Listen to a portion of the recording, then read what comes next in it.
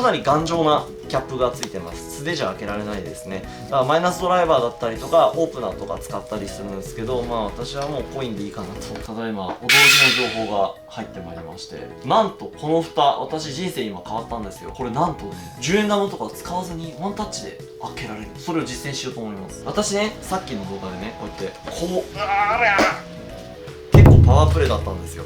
硬いんですよこれ、実際開けるときね。で普通にこうはめ込むんですけど、なんとなんかね、蓋に絵描いてあるなとはずっと思ってた。この手の要は複製の作業とか始めてもう15年ぐらい経ちますけどね、なんか絵描いてあるなと思ったんですよね。なんとですね、この絵の通り、まずここにねちょっと引っ掛ける口っていうかあってですね、そう、これをちぎると持ち手が登場するんです。持ち手ですよこれ、すごいの。牛乳キャップのようにこれ引っ張るんですね。おお、取れた。そこでこのイラストが出てきて初めてわかるんですよ、イラストの意味が。私これね、押し込んで止めるって解釈したんで、そうだよねそうだよね、押し込んだらねロックかかるもんねって思って。ところがこのイラストの通り押してみる押すとキャップが外れるんですよ。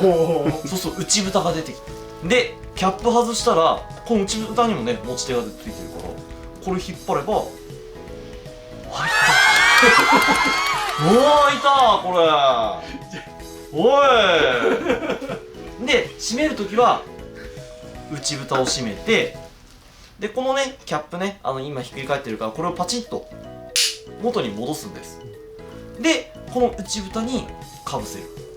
全体で結構押してかぶせる。いやー、文明ですねこれはね。私10年前から私15年間気づかなかったんですよこれ。いや、なんか書いてあるのはそうそうで、私このイラストをどう解釈したかっていうと、しっかり押してロックしてね、こぼれたら危ないよ、そう危ないからねっていう、そうだよねって思いながらいつもギュッてやってたんですよ。ところが開いた。でしかも見ました？プラスチックの段階からあれですよ、私コイン使ってないんですよ。これ引っ掛けて引っ張っただけなんですよ。いやー、こんなして開くんだな。でね、確かにね、思い返してみれば造形師さんの作業場とかアトリエとかお家にお邪魔すると、みんなねこれ外れてるんですよ、白いの。白い蓋外れてて、まあ白い蓋確かにな、開けるタイミングでちぎれちゃうこともあんのかなって思って見てたんですけど、みんなだから外してんですよこれ。外れるもんなんですよこれね。この衝撃はね、どれぐらい衝撃だったかっていうとね、昔のね、模型のね、ラッカー塗料ってね、ガスのつまみみたいにね、ひねる持ち手があったんですよ。昔のね、クレオスさんのラッカー、ミスターカラーとかね。まあちょっと恥ずかしい話をしますとですね、まあ結論から言うと私はね、水性ホビーカラーをラッカーと信じ込んでずっと使ってたんですけど、ホビージャパンとかああいう模型師さんで本を見て塗料の紹介があって、蓋の形が違うってすごい思ってて、なんでだろう、うちのはなんか普通に回すなんかキャップで瓶の形は似てるな。でもあれ、紙面のやつってなんかつまみがついてるよ、なんだろうって思ってね。それでも疑わずに私は水性ホビーカラーでずーっとプラモデルを塗装してました。ラッカーに気づいたのは、これもやっぱりね、モデラーさんのお部屋を邪魔した時に、うわー、匂いきつ、何これって思って、だってお前んちもそういう匂いするでしょ、模型だってエアブラシ吹いてるでしょ、しないよこんな匂いって、全然匂いないよって、アルコールの匂いはするけどって言って、それさ、ラッカーじゃないでしょ。それ水性ホビーカラーじゃない？水性ホビーカラー？だって瓶の形一緒だよ、紙面のやつと一緒だでって。瓶の形は一緒だけど、あれは蓋は？蓋ね、そう、蓋はね気になってたの。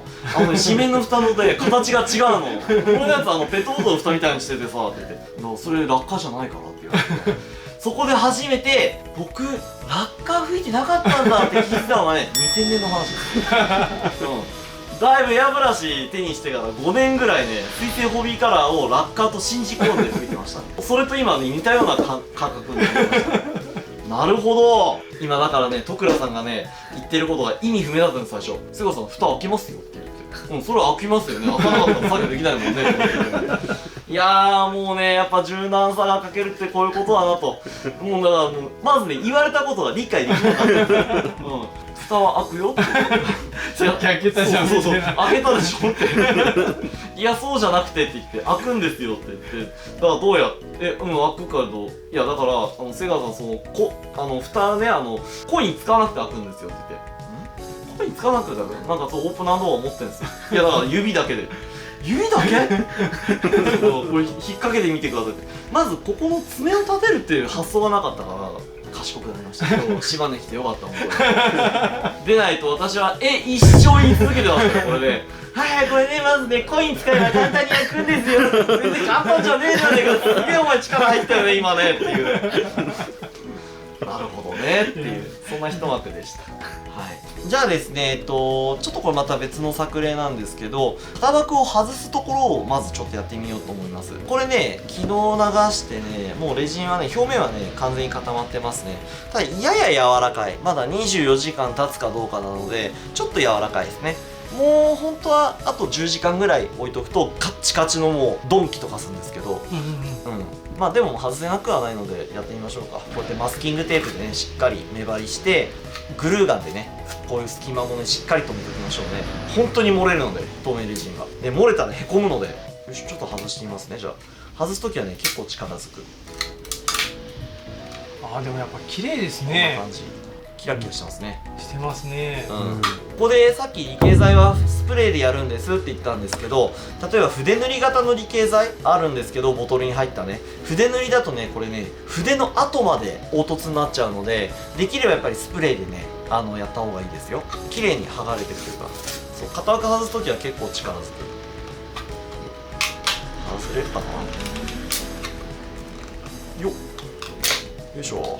でも今の筆塗りの話もそうでしたけど、はい、プラ板もなんかその表裏の話ちょっとされてたじゃないですか。そうなんです。プラ板もね今回はタミヤさんの1ミリプラ板ちょっとご案内してたんですけど、プラ板も表裏があるんですね。艶消しというかちょっとザラザラしてる面が裏面でツルツルしてる面が表面なんですけど、ツルツルしてる面を内側にレジンに触れる側にするというのが一つポイントですね。綺麗に仕上げる。このプラ板のこの艶消しのザラザラの凹凸までレジンはコピーします。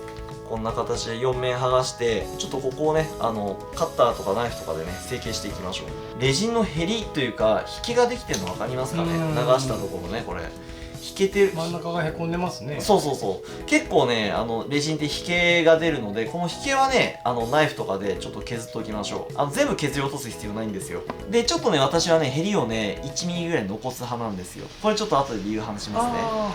じゃあちょっと波を描いていきましょうか。波を描くときはジェルメディウムかグロスポリマーメディウムを買うんですけど、ジェルメディウムはバシャバシャとした波を描くときに使います。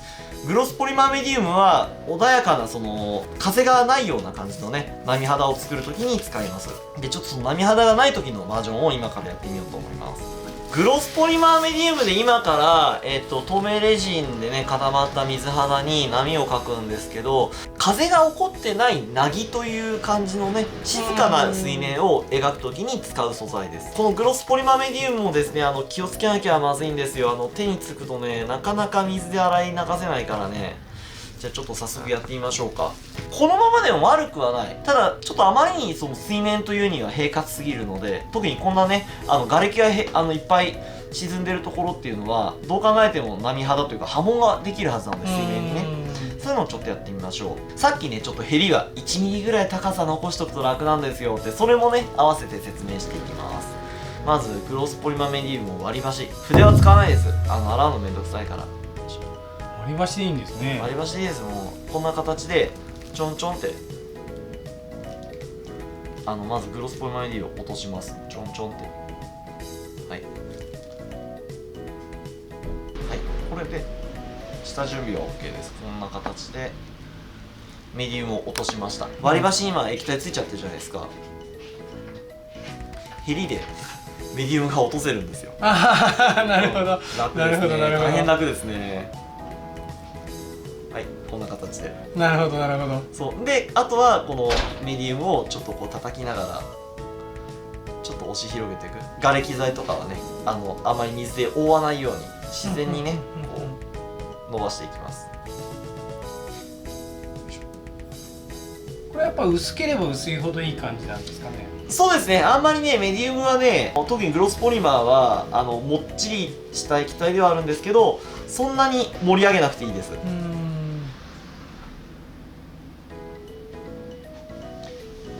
うでしょう。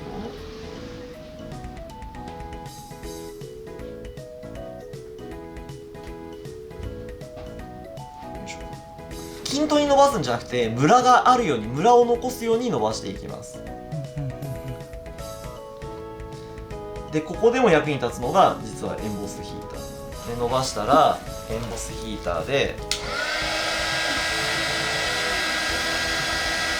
これ何やってるかっていうと、乾かしてるんです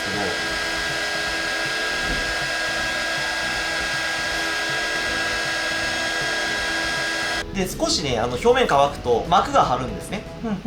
でこの膜をねまたね使っていくんですよ。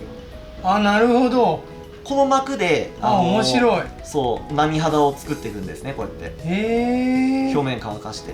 ジェルメディウムまでいってしまうともうなんか結構構えて波を描く水面を作るって形なんですけど、このグロスポリマーができた膜っていうのは意外と気楽にこうちょこちょこと変化が起こせるので、そうバシャバシャとこういう感じで。で私こうやって今使ってるの割り箸1本だから、そんなに筆が汚れるとか洗う手間がとかもないから、こうやって波肌を軽くこう寄せて作ったら、でもう一回エンボスヒーターで乾かす。グロスポリマーメディウムっていうのはややパンチの弱いジェルメディウムっていう使い方ができます。でそのパンチが弱いっていうのは決してネガティブな意味ではなくて、むしろ扱いやすい。こういう形、ほらちょっと膜がこう寄りますよね。本当だ。そうこれがグロスポリマーの使い方。すごく汎用性が高い素材ではありますね。よくこういうメディウムではい一発で表現作っていいのできたなと思ったら、ちょっと目離したらまたその自重で元に戻ってへたってちゃう。乾かしながらやっていくんですね。もし気にならなかったらもう一回メディウムを塗ればいいんです。こんなもんかな。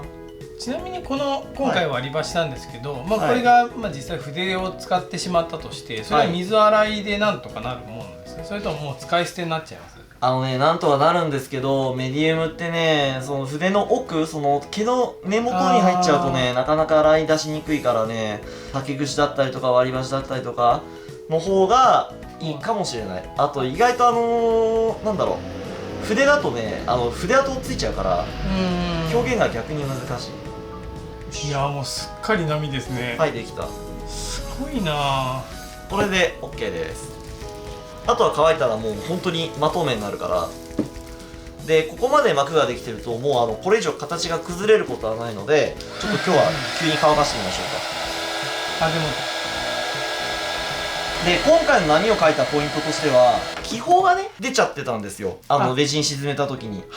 その気泡のところにこうやって集中して波を描くと飛沫になるので、なるほどなるほど。気泡を波でカモフラージュするような印象ですかね。こんな感じで OK かな。はい、できた。はい、これがメディウムの使い方。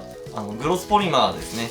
でスケール、あとはスケールですね。その N ゲージとかだとジェルメディウム使うと波が高すぎるので、3m とか 4m すぐ出ちゃうから、これだとせいぜい4、50センチの波ができるから、もしねこれが35分の1とかだと、今の波の作り方だとだいたいその波の高さ的には15センチとか、せめてそのフィギュアの足首が浸かるぐらいのスケール感なので、ちょっと本当になぎって感じですけど、作りたいスケールによりけりで合わせて素材も変えていけばいいっていう。これで乾燥したら完全透明になりますんで。これってさらに上からこうどんどん盛り上げて、そのさっき言ったなぎが大波になったりとかもするんです？できます。いわゆるリキテックスさんがやってるそのメディウムシリーズの最大のメリットは、追加で盛ることができる。やっぱその追加で盛ることができないとやっぱその表現も狭まっちゃうから、その追加で盛ってもですねちゃんと透明になるから。ただね今はグロスポリマーメディウムだからエンボスヒーター使いましたけど、ジェルメディウムとかヘビージェルメディウムとか、